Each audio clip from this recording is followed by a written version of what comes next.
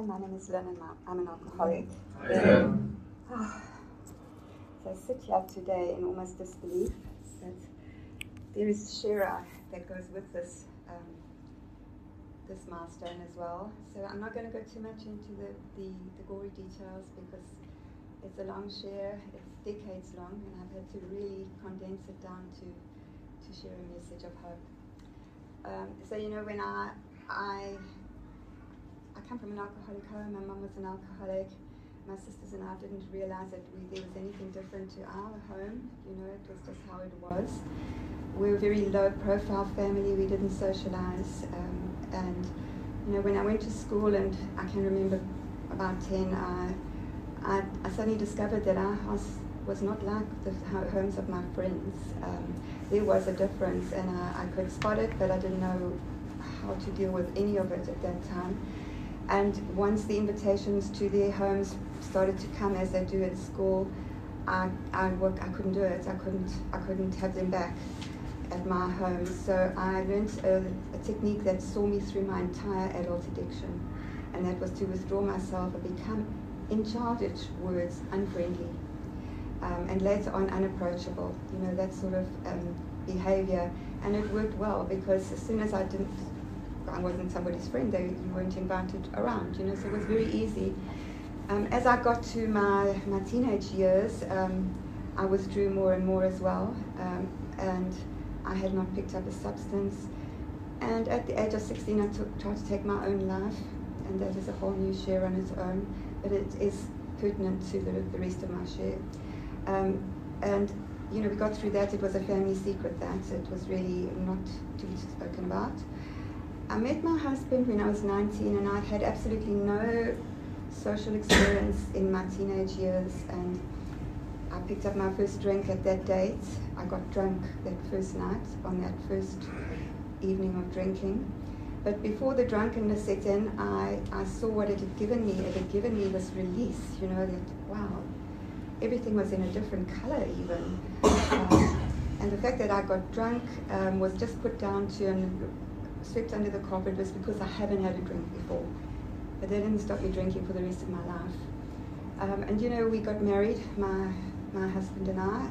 It was not a marriage that was conventional. We got married very young, 20 and 21, and we only had our children about 9 years later, 8-9 years later. But the two of us had planned a wonderful, perfect life. And it was going to be anything but wonderful and perfect.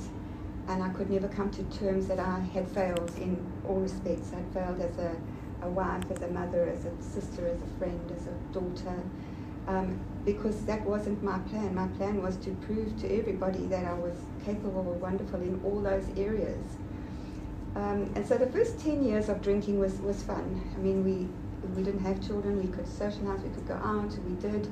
I had a good job. I had my kids really close together, and from the moment I was a mom, my world started to crumble around me because it was not what I expected it to be. It was very, very hard, and I could not cope. But I never reached out for any help because I didn't want to be that mom who had failed. So I turned more and more to alcohol. I was drinking anyway every day, but I still had a job right up until my children were born.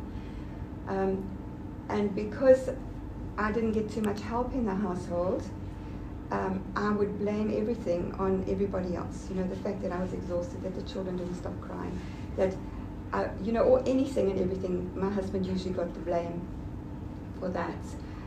But I could also drink. I could drink when I wanted to. I could drink on my own. I could drink any time of day. And that was my salvation in those baby years. And right up until the children went to primary school, and thereafter, I could get away with it. Long after I'd been in treatment this last time around, I did an assignment, and the assignment title was "Why Did I Not Leave My Husband When I Could?" And you know what? I had carried all this resentment and anger against him for all those 45 years, and it was only in treatment that I realized that I had enabled myself to stay in that marriage because it enabled me to drink.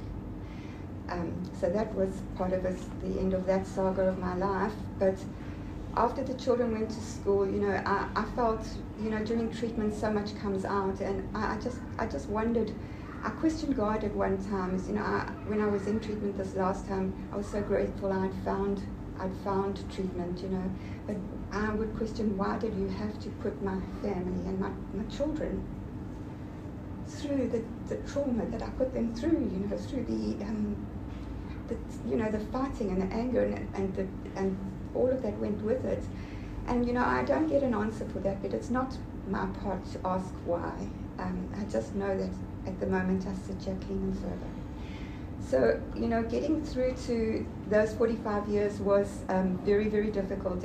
Every day was living in fear, in manipulation, in self-negativity, in lies and deceits, in drinking and then hiding the bottles and getting rid of the bottles and going to get alcohol again, using my children as shields. That's what I did, human shields, children's shields against my disease.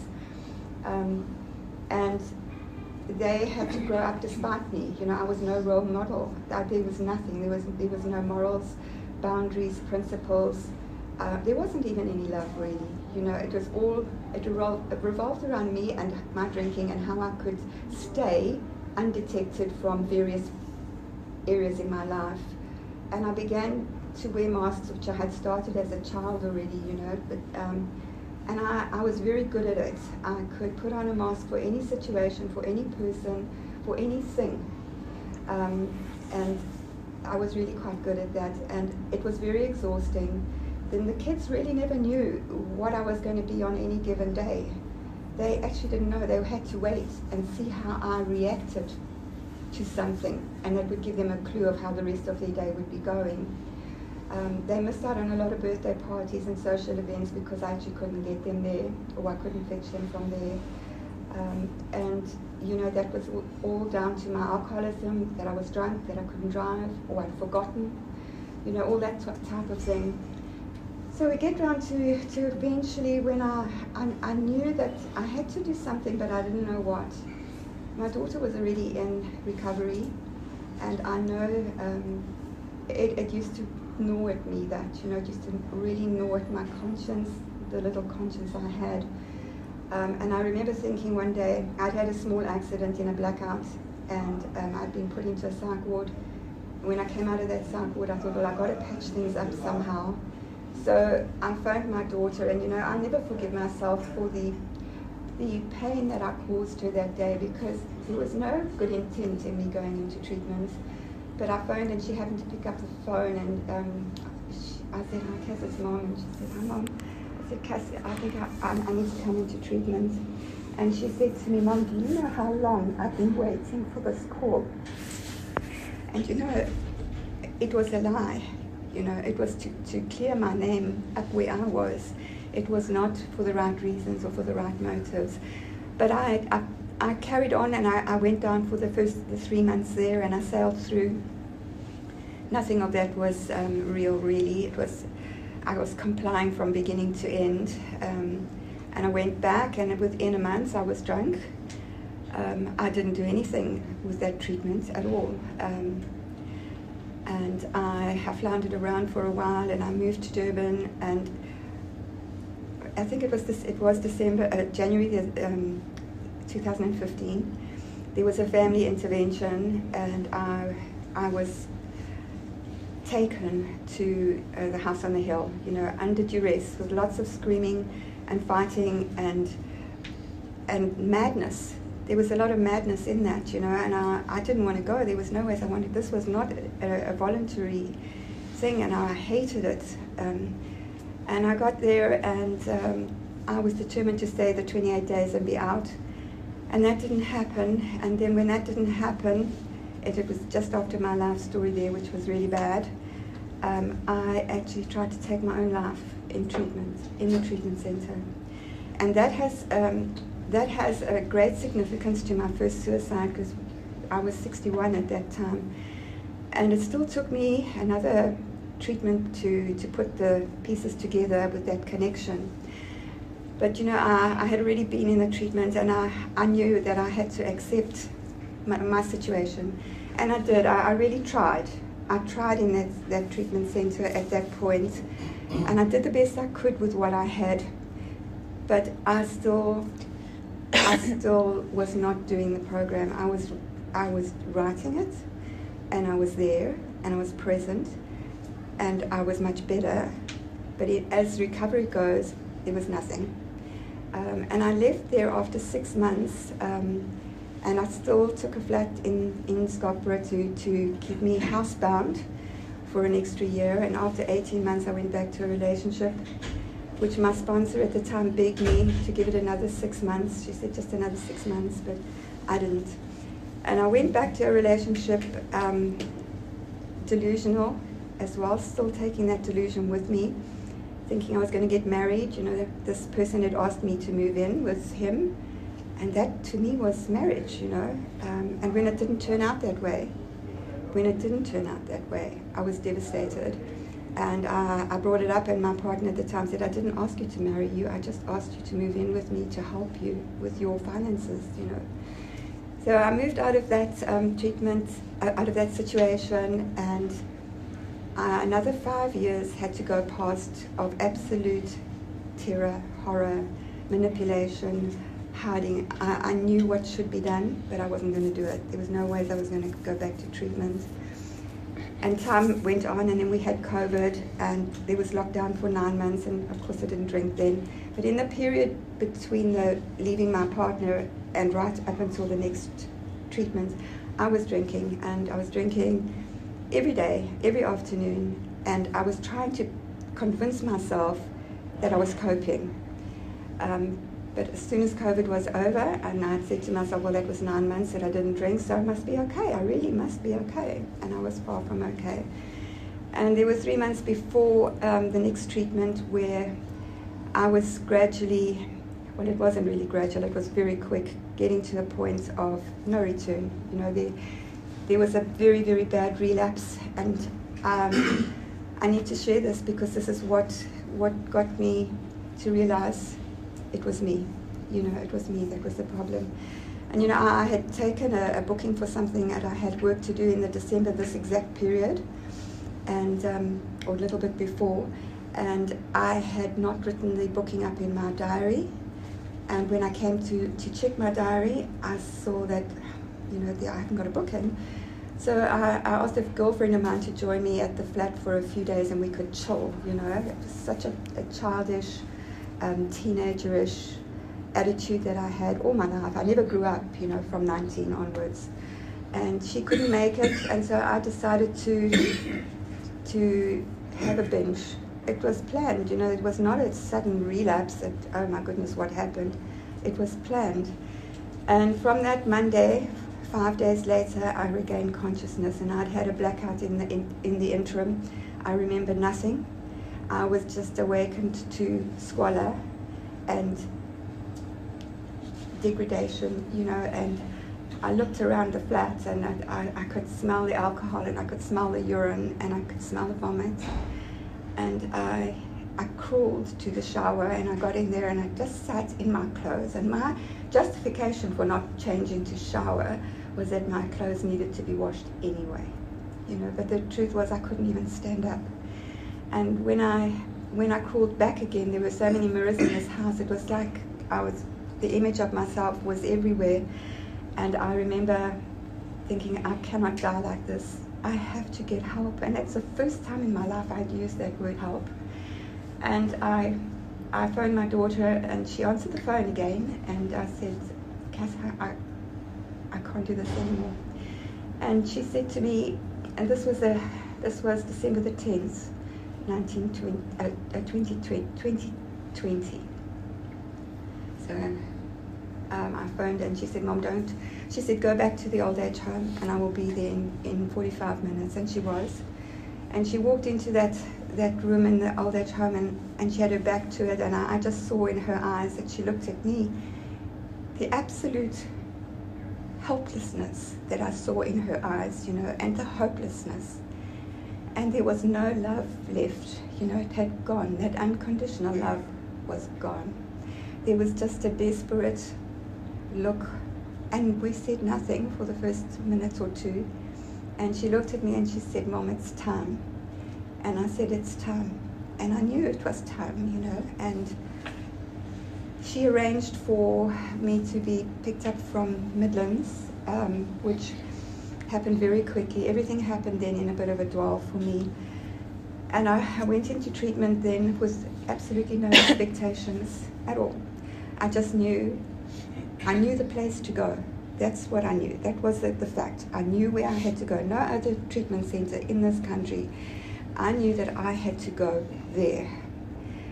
And so I was en route to there. And I went in, and I have to say that I was willing. I was beyond willing. I was throwing myself at them, really. Please, you know, help me. I don't know how to do this. I should know. I've been in treatment twice before. I should know. But what am I missing? It was like there was this missing link, you know. I knew there was a missing link. So on my first day there was a counsellor there that had been my daughter's counsellor. So she became my counsellor. And my madness told me, well, there's no ways I can last through these step 11s because she's my daughter's counsellor as well, you know. So I was sitting in front, and I remember she didn't say much to me. She looked at me, and then she cupped her hands, and she said, "Lynn, what are we going to do?" I said, "I don't know. Help me," you know. And she said, "We will." So, you know, apart from being absolutely willing, I was also open-minded to tell me what to do, and I'll do it. There was no fight in me, but there was also no surrender yet. I thought I'd surrendered by being there, but the surrender was still to come. So I just said, "Please help me." And I thought, you know, there's an expression, there's lots of slogans and logos around, like the one that I'm using now was, "Ask, listen, and do as you're told." Now, in previous treatments, I used to raise my eyes at that and think, you know, we're not robots. But, you know, I decided everything that I did the last 2 times, I'm not going to do this time. This time I'm going to do the opposite. So that's what I did. I started to ask. I started to listen. And I definitely did as I was told, right down to the last iota of what the suggestion or direction or guidance was. And, you know, I got through. I had acceptance at last that I was an alcoholic. I admitted at last that I was an alcoholic. I was as honest as I could be in the beginning. So that we went through step 1, and, you know, there were lots of scoring out with my step 1, because my counselor my sponsor would say to me, you know, see me. And then she would put there, "This is nonsense," and, you know, I was really answering the question like I thought it needed to be answered, because that's what I did in that moment. But what was happening, and I had months still to realize this, that I was living in a different world. I had been living in a world of fantasy and illusion and delusion and pretense forever. So every one of those situations was different to how it would be if I hadn't been living a life the way I had been living it. It was a complicated life, but those complications had become real to me, and those things that I had done were real to me, but they weren't, you know. And it was going to take a lot more treatment for me to get to the point of needed tissue.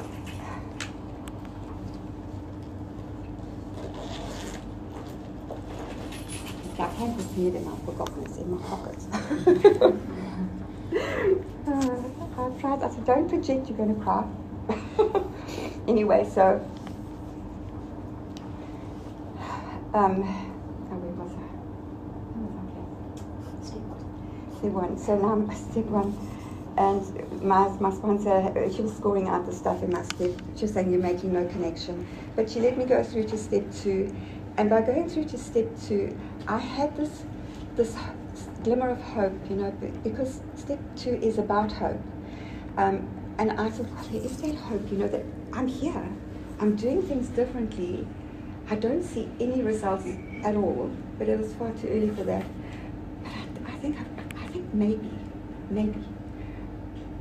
with help, you know, and I was very humbling at asking with help, because I know I can't do this. And I knew that I had to get through step 2 because it was also walking through my fear. And fear is what I'd carried with me since a child. There was a lot of fear hanging behind me, you know, and fear of anything. And I was more comfortable staying in the fear than wanting to go and discover what was through the fear. But I did it. I got through that step 2, and my answers became different because I would read the question twice, and I would think, because I was told to stop, pause, and think. So there's another one, and I would think, let me read this one again, and sometimes it would be a little trigger of memory, and sometimes it wouldn't.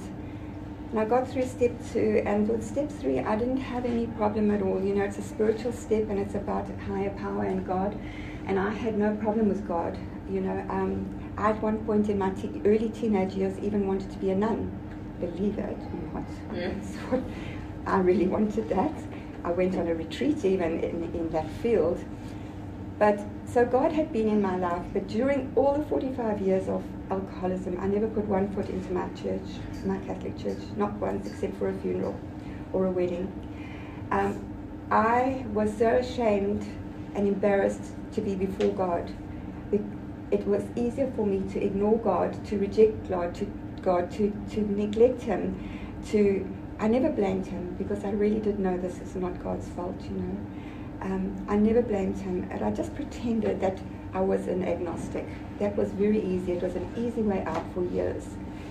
And so step 3 was actually a really good step for me because I saw God differently. I saw God was there for me, to help me, to give me hope, for me to have faith. I needed to have the hope, but I had to put action into both of those words. I had to put action into the hope and action into the faith. It wasn't just going to be, there you go, you got hope and faith. Now what? I had to find hope. I had to work hope. And so the step 3 for me was really wonderful. After step 3 in treatment, we have a life story which I knew was coming. I knew about life stories. I had 2 before, and I thought this is not going to be any easier. But because I was doing things differently, I realized that my life story had to be the most honest that I could ever be able to give, and it was. But it still was not the honest truth. It was not, my self-honesty was still not there. It was the honesty that I could muster up, let's put it that way.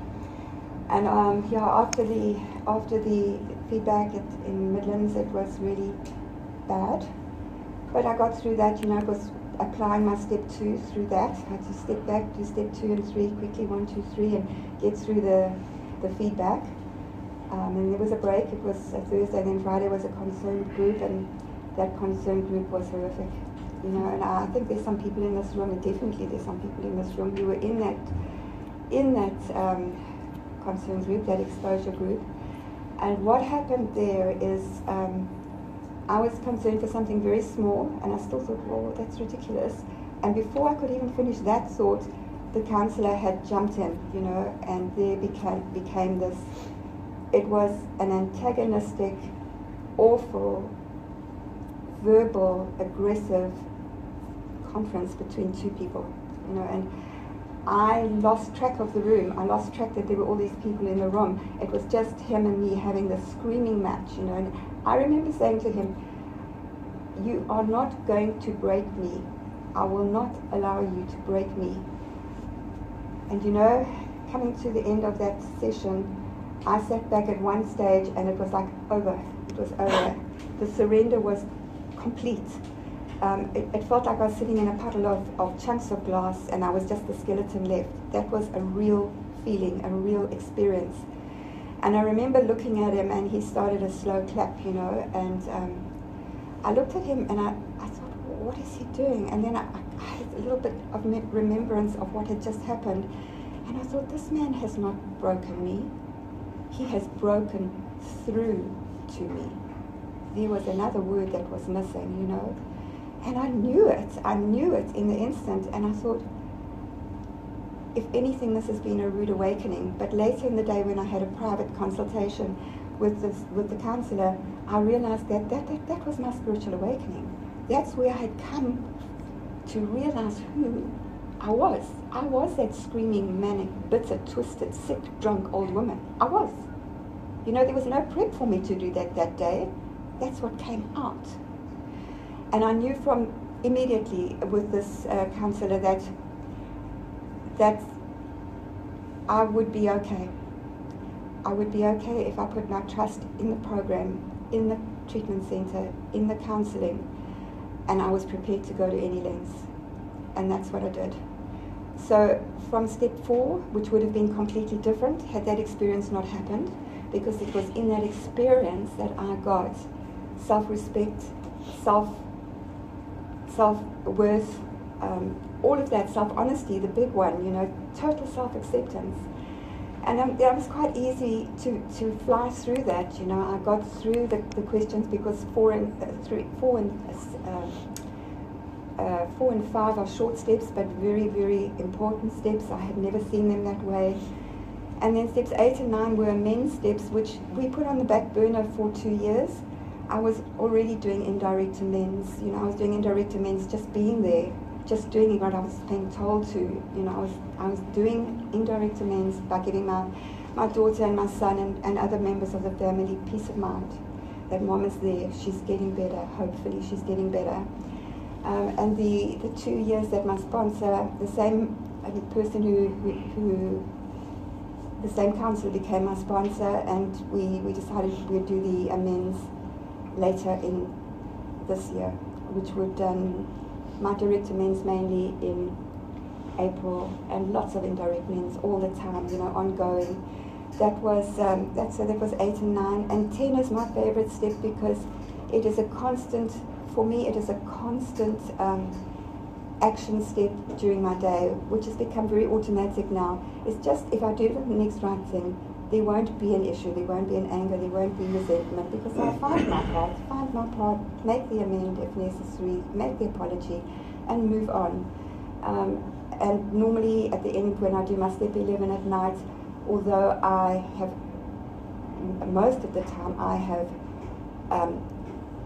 found my part and worked out the solution to the incident during my day. Maybe there was no incident, maybe there were half a dozen. And I was not writing that into my step 11s, because in my mind I had done it. But my sponsor needed to know that I had to face those issues. She needed to know how I had resolved the issues. So there's still, even to this day, all those incidents go into my step 11, and usually nothing is carried forward to the next day. And step 11 is just my spiritual step, which just completely reminds me that without this, without God, without my surrender, which was a surrender to everything, including God, I wouldn't be here. I needed to meet God halfway. I needed to be, my spiritual program had to be as strong as it could be, and when it wasn't, I had to be aware, and the awareness would make me work at it. And I did that, It was a work in progress with me from the very beginning. It was never easy. And then step 12 for me is just carrying a message, sharing mainly what not to do for the younger people in treatment, and especially the younger women, the things what not to do, because you needn't go through the rest of your lives at the young ages that you are in treatment, most of you. When you still haven't perhaps married or had children, or you've still got good jobs and families, and the unconditional love that you've all got, it all goes eventually. It does. And I've done all that for you. I've done that for you.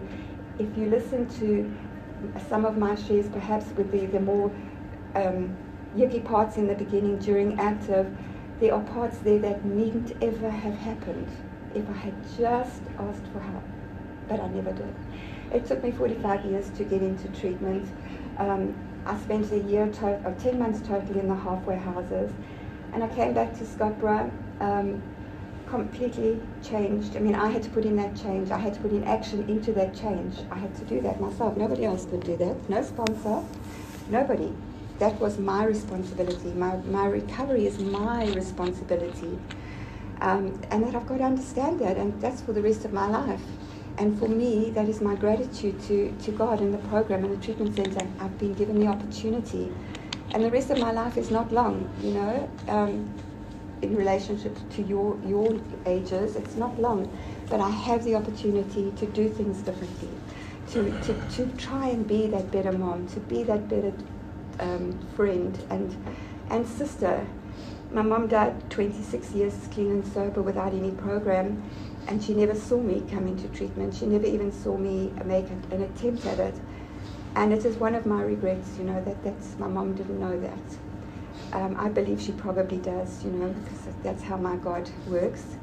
And then this past year, which is my third year, is like a second year for most people, because I spent 27 months in the treatment umbrella, either in the treatment center or in the halfway houses. So this past year has been a year where I've had the opportunity, where I was credible enough and trustworthy enough to begin a new life on my own.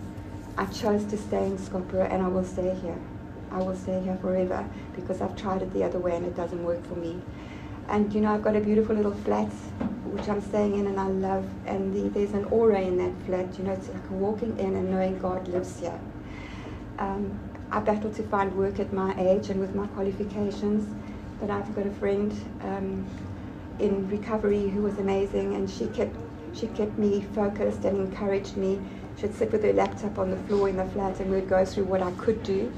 So my jobs are very humbling. I'm a qualified caregiver.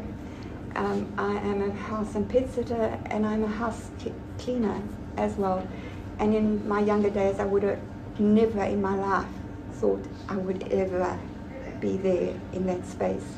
But I am, and I love it. It's taught me to make it about others. It's taught me to be humble. It's taught me gratitude. It's taught me that my program works if I work it, because in every one of these households, it's different. It's not the same job situation that a lot of people go to regularly. My job changes all the time. And to realize that I am being employed by the grace of God, I am being employed, and I'm of service to these people. And I'm in service in the community as well, but not in the degree I would like to be yet, because I'm away such a lot. And this week I was just sitting back, and I'm just going to close off with this. I was sitting back thinking about my share and thinking about what reference points in my life and what turning points can I use, would I claim that was where the recovery was. That was, and there were so many, and I was thinking from this and that and that, and there was a whole lot of them, and I'm thinking now, which one should I use? And you know what, I sat back in my chair in my little flat that I'm in now, and it was just there, like in front of me. It was God was telling me, it's a God-given gift. This is what a miracle is. It's an accumulation of events, of situations, some not good, some very good, some very bad, but it's an accumulation of things happening in my life during treatment that came to me, presented to me as a miracle. And so I sit here amongst all of you people who are in treatment. We're all miracles. I just learned the extra little part to that miracle when I was able to verbalize it to myself. I said, I am a miracle, and it was, for me, if I maintain the spiritual progress, I've got to maintain that. I can't just sit back now and say, the miracle has happened, I'm wonderful. I can't. Today is a new day, and tomorrow will be another day, and each day presents itself with a different challenge. And so also the message of hope is to the older people here, and the younger people. I was young once. We all get old. You're not old yet. I let the yet happen, and here I sit at my age, in a treatment center at 69 years old. You needn't wait that long. You needn't ever get anywhere close to that. So I actually beg the younger people to embrace the program and work it. And I encourage the older people that it's not as bad as you think to come back into treatment, to come into treatment for the first time, to come into the fellowship for the first time. It's not so bad at all. It's actually amazing. And that there is always hope. If there's hope for me, there's hope for anybody. Thanks for letting me share.